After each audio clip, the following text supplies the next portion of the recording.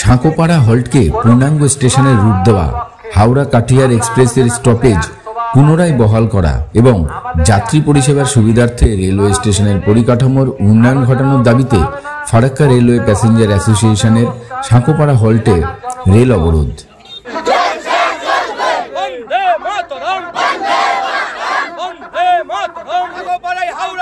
সকাল 7টা থেকে শুরু হয় রেল অবরোধ। সাধারণ মানুষকে এই অবরোধে স্বতঃস্ফূর্তভাবে রেলওয়ে স্টেশনে জমায়েত হতে দেখা যায়। সকাল 7:45 নাগাদ একটি মালগাড়ি আটকে দেওয়া হয়।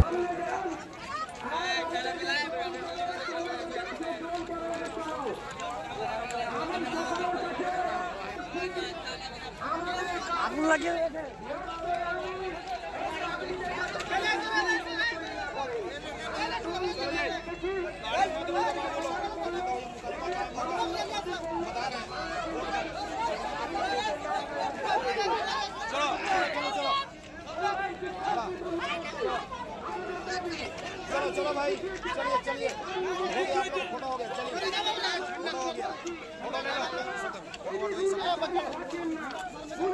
झंडा को उधर जाओ, झंडा को उधर, चलो चलो।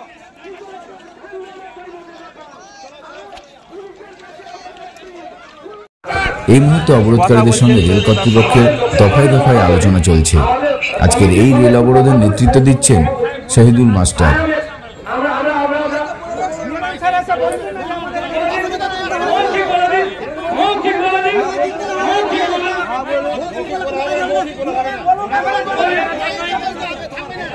আমরা এলাকার